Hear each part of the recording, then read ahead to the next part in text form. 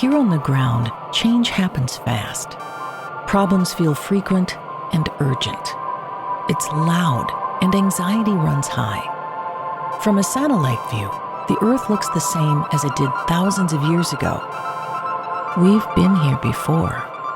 Let's learn from our past and shoot for a better future.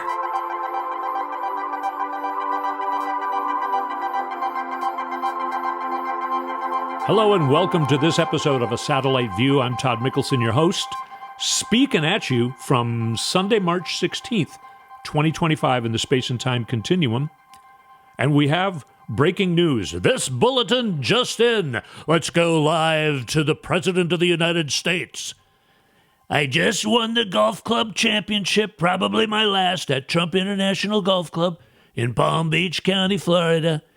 Such a great honor. The awards dinner is tonight at the club. I want to thank the wonderful golf staff and all of the many fantastic golfers that participated in the event. Apparently, the president forgot to put a T at the end of the word event. This is an announcement made about an hour ago, so he made it at about 5 o'clock Eastern time, his time, on Sunday. At the end of a weekend where more than 30 Americans died in tornadoes and other horrific storms. And the day after, he instills the Alien Enemies Act of 1798. It's only been enacted 3 times in the history before this of our country. The first time was the breakout of the War of 1812. You can take a guess as to when that war happened, broke out. The next time it was used was for World War I. And the next time it was used was after the Japanese invaded Pearl Harbor. And then now, last night, by Donald Trump, who spent his first day as a war president, which is what he's calling himself now. He spent his first day as a wartime president playing golf at his own golf club where everyone let him win the award. And tonight, his second night as a wartime president, he's going to be at the awards dinner at his own golf club. What a guy. What a strong president. Immediately after he did that, he sent airplanes deporting Venezuelan people. But he says the reason he had to do this was because he had to deport, I guess, 5 guys who are part of some gang that nobody knows what it is. So there are 5 members of a gang in the United States, and he had to declare war on Venezuela to deport those 5 guys. Instead, though, he sent multiple airplanes of I don't know how many Venezuelan, probably some of them lived in America for years. A judge, while those planes were in the air, ordered them all to return to the United States. And they all did. They all turned around in midair and came back. So even him declaring war gets turned around. And it's not actually happening. And he doesn't give a flying puke about it because he's playing golf. This is where we are. Now, there are other dull headache kind of stories like that. I mean, it was pretty astounding last night when, all of a sudden it appeared on the White House website. Basically, the president is declaring war. But, we're used to shit like that now, right? I'll go through my list on Twitter after I make some points. We'll see if we can, because it's just so ridiculous. And if we pretend it's a comedy movie, I think we can have fun with it. But I wanted to point out, and I'm going to do it right here at the beginning of the show, that it dawned on me. I've thought a little bit about some of this stuff before, about why is Trump here? Why is this all happening? Why are we putting up with this Trump BS again? He didn't win the election. So what's going on? So again, if we go to a satellite view, or maybe even a cosmic view, think about the whole universe and the planet Earth and the world and history and humanity. Why is this happening when it seems like our destiny was to have Kamala Harris step in, our Claudia Sheinbaum? Mexico got theirs. We didn't get ours yet, even though she won the election. It seemed like it was all of our destiny and her destiny and Tim Walz's destiny to move to this next step that we were clearly moving toward. But now this is going on with Trump. What role does he play cosmically? Now, a few months ago, before Trump won the election, certainly before he was he didn't win the election, but you know what I mean. Certainly before he was supposedly put back into the White House on January 20th. Nobody would have thought that the Liberal Party in Canada could have stayed in power and even gained more power. Mark Carney was named the new prime minister in Canada. He's the head of the Liberal Party, same as Justin Trudeau was. And a few months ago, nobody thought that was going to happen in Canada. There was a huge right-wing uptick all over the world. In France, in Germany. I mean, they already are in power in places like Hungary and Serbia. Well, not anymore in Serbia. Who would have thought Serbia would have toppled their right-wing government, their oligarchy, their dictatorial government, the country of Georgia as well. And all of these elections are going the way they should go. Germany was scared to death of their a new Nazi party, their far right-wing, basically neo-Nazi party. And they were supposed to do really well in the election. J.D. Vance and Elon Musk heavily supported that party. Elon Musk gave money, apparently, to, illegally to entities that were helping that party in Germany. Germany is investigating and wants, they're saying Elon Musk, when the new German prime minister was put up about, 3 weeks ago, I mentioned this back then, he said the interference by Elon Musk and other people from Washington, D.C. in our election was just as egregious as the interference from Vladimir Putin and Russia. France has said the same thing. They have said that they have evidence that Elon Musk has been trying to tamper in their politics and elections. Canada has concerns about it. Trump is making the liberal parties win worldwide. And also, the video and photographic evidence of what's going on in Budapest, Hungary, their capital, in Belgrade in Serbia, and in the country of Georgia, and frankly, in a lot of places in the United States. But in Budapest and Belgrade, it's insane how many people are protesting to topple their current regimes there. I guess Belgrade, they already toppled it, but they're still fighting. Russia's trying to do all this right-wing stuff.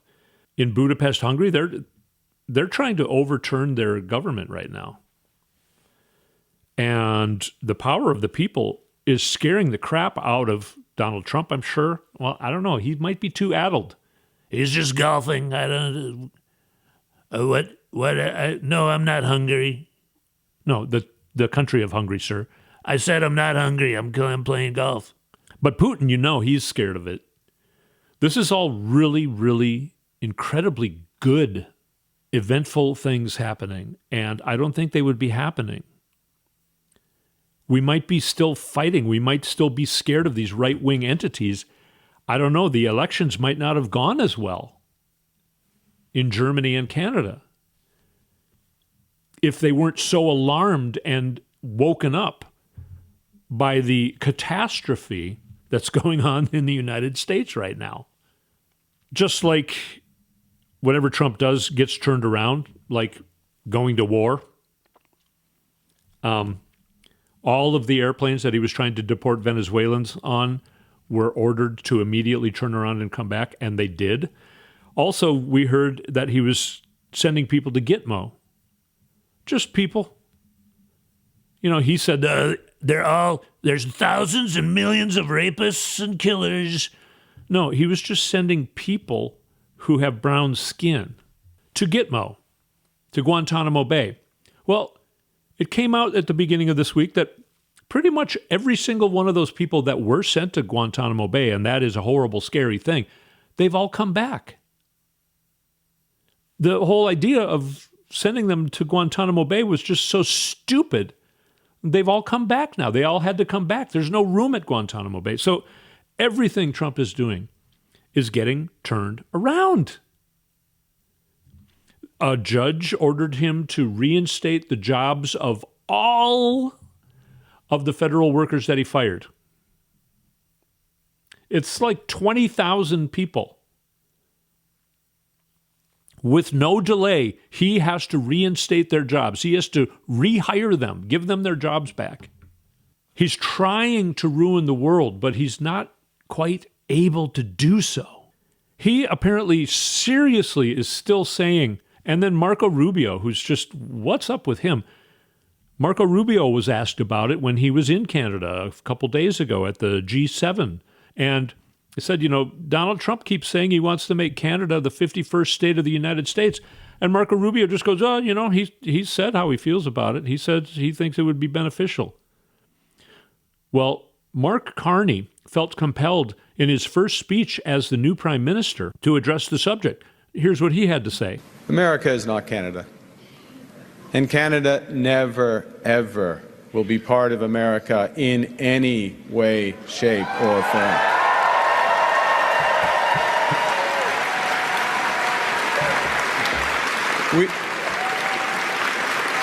Look,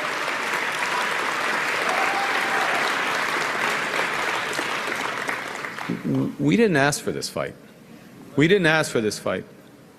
But Canadians are always ready when someone else drops the gloves.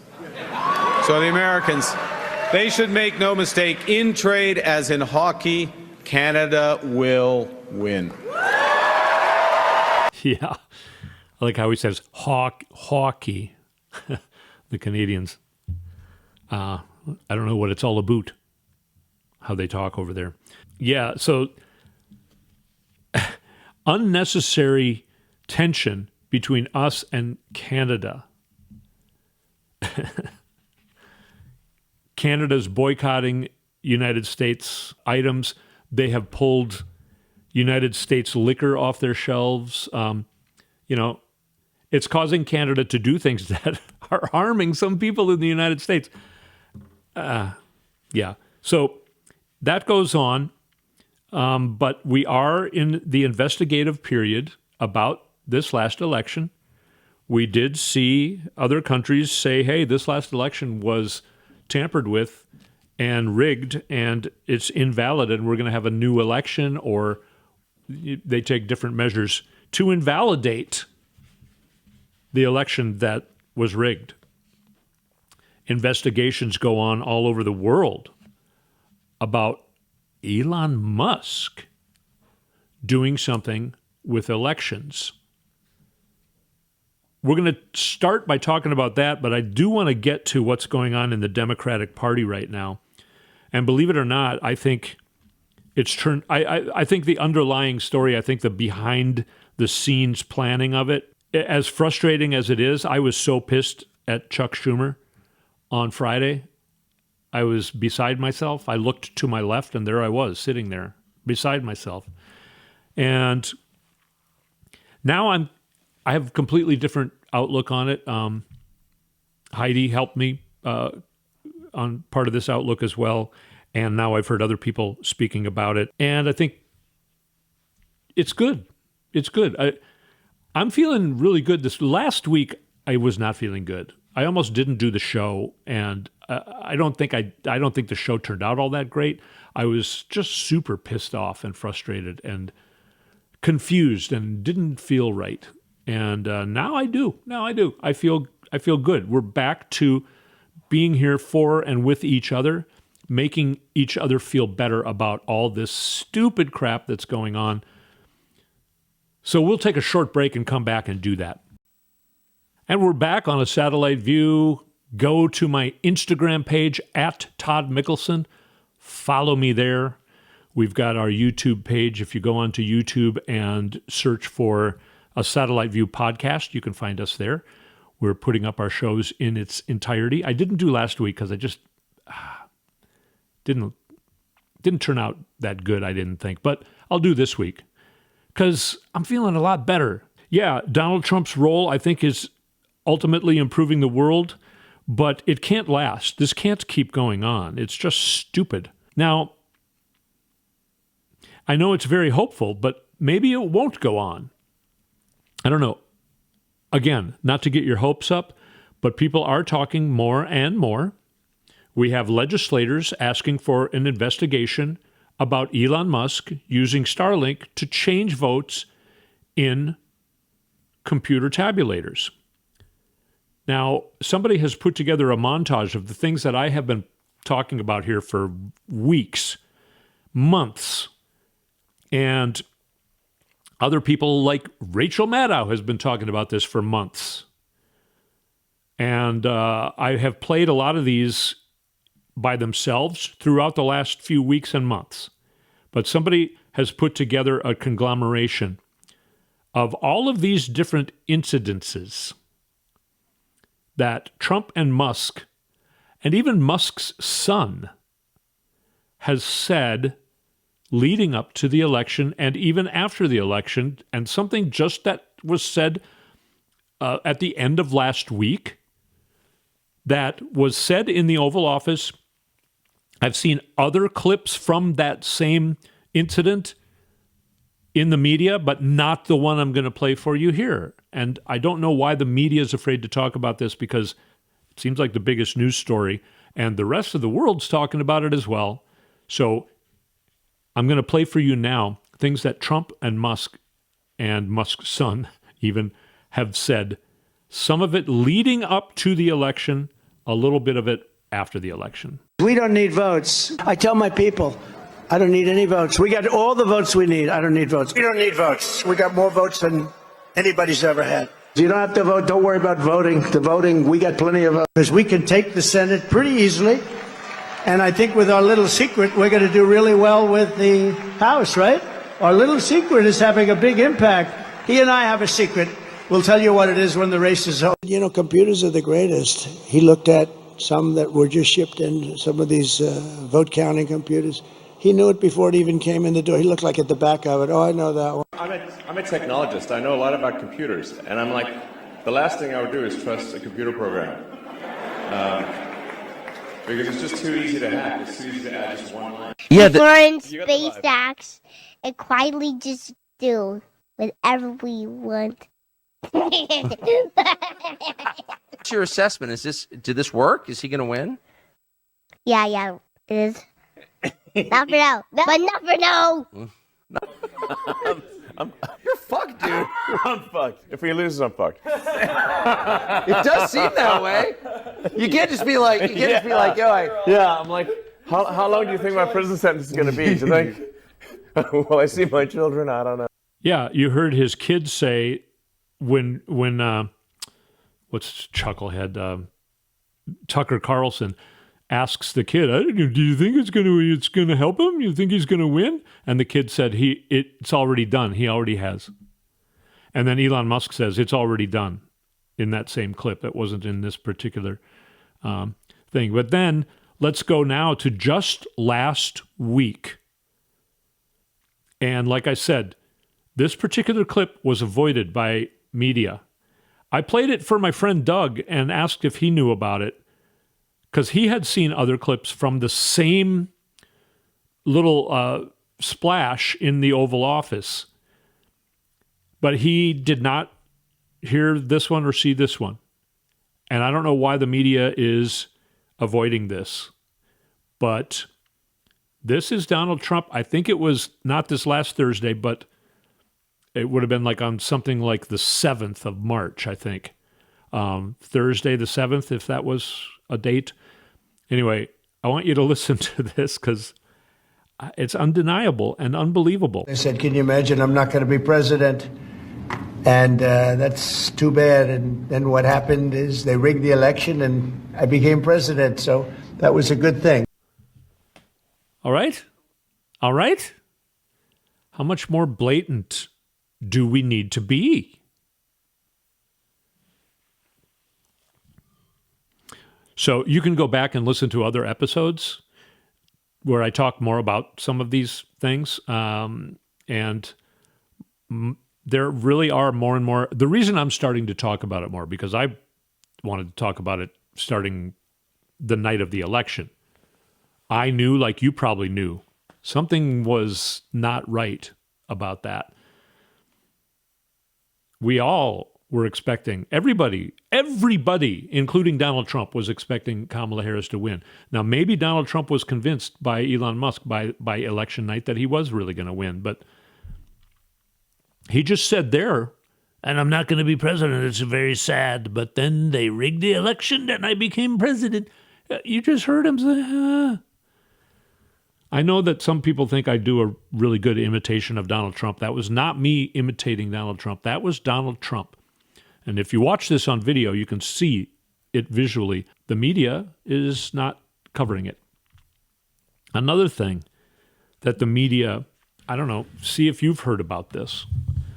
You may or may not have heard that there was a pretty nasty ship crash where a cargo ship crashed into a United States fuel tanker in the North Sea this week. You may or may not have heard about that. Huge fires. It took a long time to put out. Now, even if you did hear about that, there are a lot of news stories that write about it that skip this detail. British police have charged the Russian captain of the cargo ship that crashed into the United States fuel tanker in the North Sea this week with manslaughter and gross negligence over the death of a crew member. Only one person died, luckily. But this guy, Vladimir Motin, he's 59 years old, from Permysky in St. Petersburg, Russia.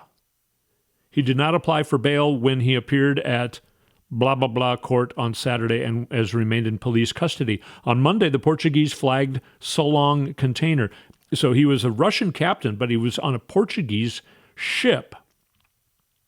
He was the captain, and it went full speed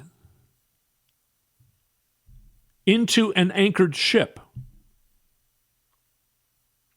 All right? It didn't just sort of accidentally tap it. It was going full speed. It was in a harbor. Okay, so the American military ship was in a harbor sitting still. And this Russian captain took a Portuguese flagged container vessel and ran it full speed into the American military ship in a harbor, not out in the middle of nowhere where there was fog or something. Full speed into a harbor, hit one ship that was an American military ship that had fuel and a bunch of chemicals and things on it. All right?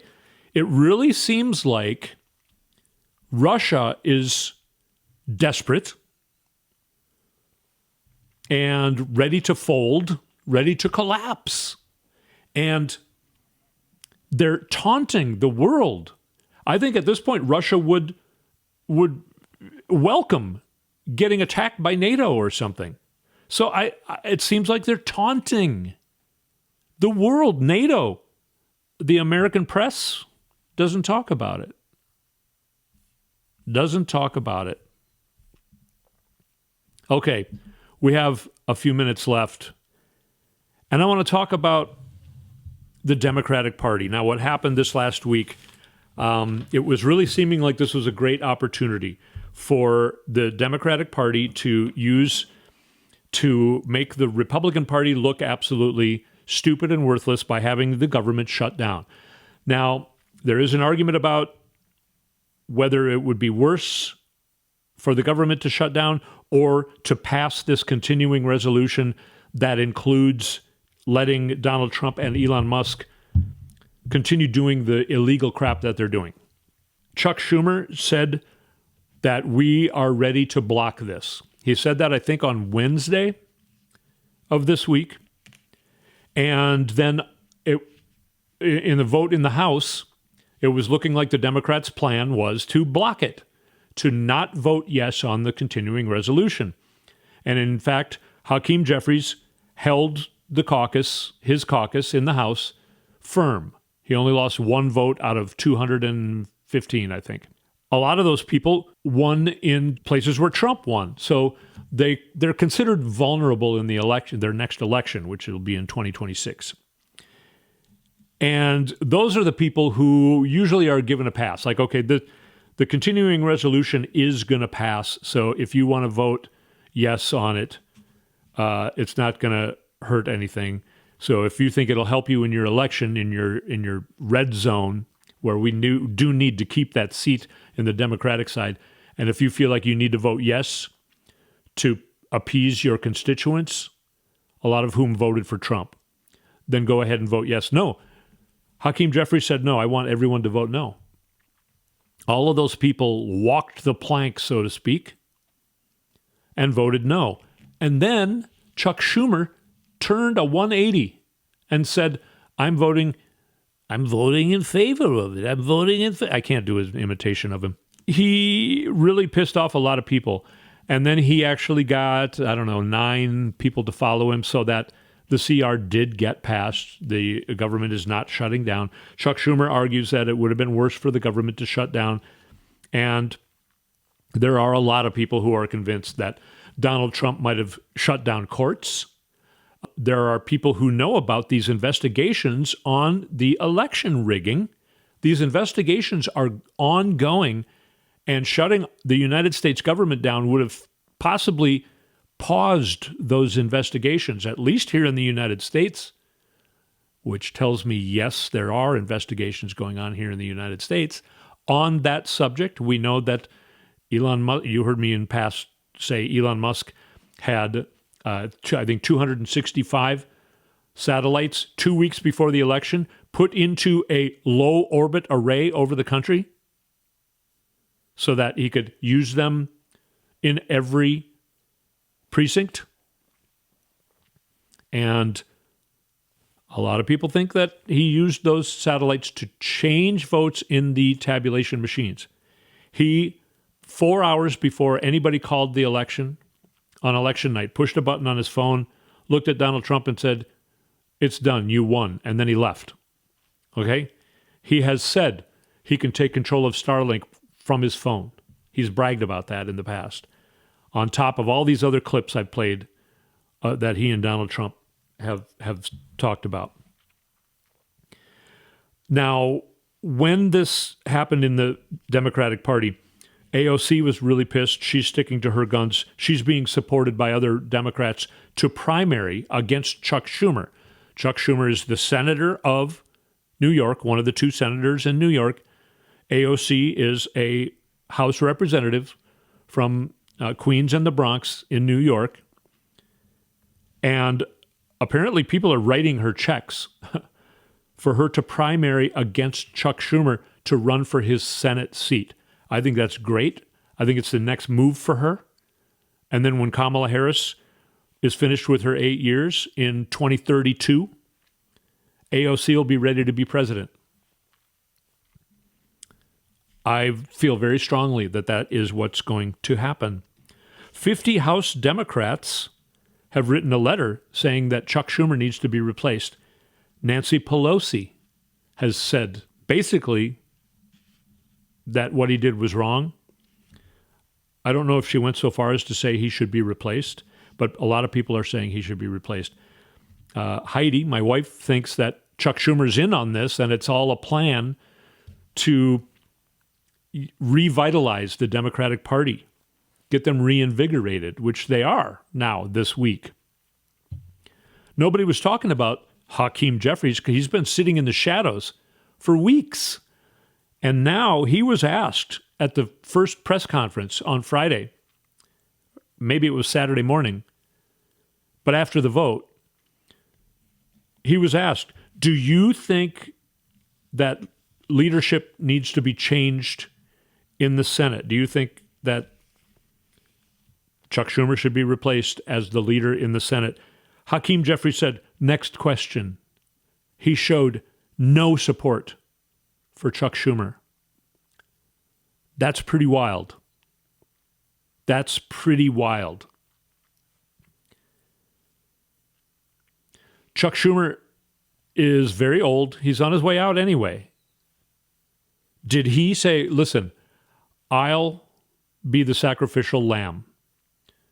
We'll keep the government open so that Donald Trump can't shut down investigations about the tampering with the election. He can't shut down the courts. He can't do even more damage than what the CR would allow him to do. I will be the sacrificial lamb. You can all get pissed at me. I'll resign and replace me. And people are already talking about who would make good replacements for him. Chris Murphy is, I think, at the top of most people's list. Chris Murphy's been very outspoken about it, that the Dems got to get strong. AOC's been outspoken about it. Of course, AOC's actually joining Bernie Sanders on his escapades, and he's doing great. He's having incredible turnout in these red zones, and he's approaching it in the right way. He's not wagging his finger like he always used to do. He's asking people, how do you feel about your 401k getting decimated by Donald Trump? He doesn't say by Donald Trump. He just says, how do you feel about that your 401k is ruined? And they're like, oh, it sucks. And then he explains what's going on. Tim Walz is back in major news. He's done two.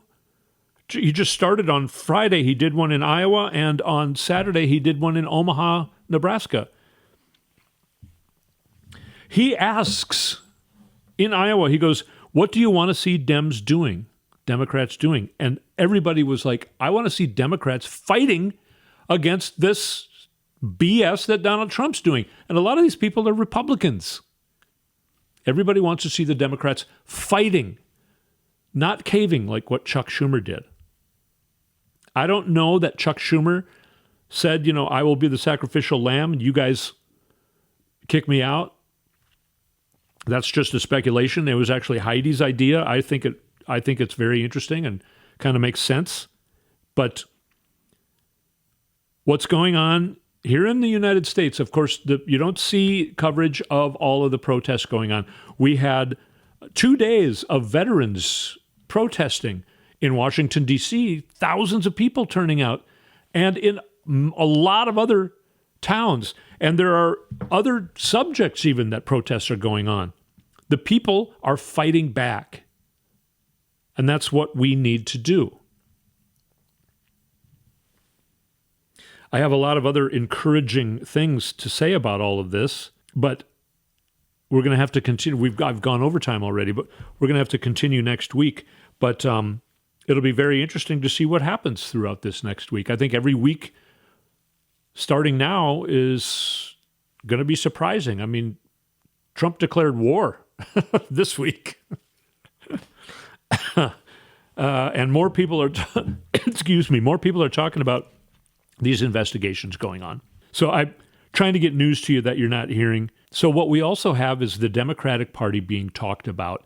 And I think it's good for people to see the Democratic Party isn't like the Republican Party where they just roll over and play dead for Donald Trump. The Democratic Party will fight within itself for okay, are we going to fight or are we going to capitulate to this BS that they're doing? We need to fight for our democracy. And you're seeing people like AOC, who's like I said, teaming up with Bernie Sanders. You're seeing Tim Walz going out there. You're seeing people like Chris Murphy. There are about a dozen others. But now you're seeing Hakeem Jeffries getting back up and maybe finding his spine a little more. He's saying we need to fight. He's been in the shadows for, 6 weeks or more. But now he's back saying that we need to fight. We need to be more brave. Donald Trump is kind of being like the mafia, and he's got everybody scared. Everybody scared on both parties. They're being threatened, if not by him, by his followers. That's the problem that's going on right now with that. But people are starting to get more brave. And there are people like AOC who I do see as being the future of leadership in this country. You know she's got death threats and got to have a lot of scary stuff being said and going on around her. But she doesn't seem scared. She's fighting. So that's now we're talking about the Democrats fighting. We're talking about Tim Walz being back. Not staying in Minnesota where he's governor. He's going out doing his thing. He's supposed to be our vice president right now. And he's back, kind of doing what the vice president would be doing. That's interesting. Like I said, legislators talking about we need to have an investigation on Elon Musk tampering with our elections using Starlink. They're saying all those words. I've been saying that, or I haven't been saying it, I've been thinking it since the election. You know, I don't want to get ahead of things and give people false hope. It's a long wait. Since Election Day, it's been way too long. And it's getting longer and longer. But there are investigations going on. I feel very good about the future of what's going to happen, even within this year still. I don't know what else to tell you. But if we all hang in there, and if each one of us does something to help this along, we win. We are all in this together. And if we fight, we win. In the words of Kamala Harris, our actual president, who's just not allowed to be our president right now. But we'll see what happens as far as that goes. I don't know, right on the verge of saying that's what's going to happen, but I'm not going to do that yet. We'll have to see. But it's getting interesting. And this week feels better than last week. Believe it or not, I don't know, at least to me, it feels a lot better than last week. I hope it does to you as well. And let's all stick together and help each other get through this chaos. They want you to be scared. Don't give them your fear. I'll have to find that AOC clip again. Maybe I'll find it and throw it in here. But we got to refuse to give them our fear. That's what they're looking for. That's why they're doing this chaos.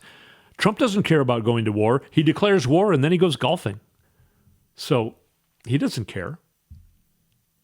We don't need to be scared about going to war with Venezuela because we're not going to war with Venezuela. He declared war, but there's no war. We don't need to be scared. And any chance you get, look at this like a comedy movie. There's a lot of comedy. I didn't even talk about the Tesla commercial Trump did at the White House, but you probably already know about that. I'm trying to touch on things that you may not have heard about. So I'll keep digging, finding what the American media won't talk about. Media in other countries are fine with it, but I'll try and give you the news that you can't find here in the United States. And go look on the interwebs. Go to Election Truth Alliance. Okay? A lot of deep investigation going on there, and they're making it public. I assume there are other investigations going on that have probably gathered even more information, and I think they might, Election Truth Alliance is probably helping with other, as a matter of fact, I know they are. That's why it's called an alliance. So, again, Election Truth Alliance. Go look it up. A lot of interesting things there to find. Thank you so much for sticking with me on A Satellite View, and we'll speak at you next week.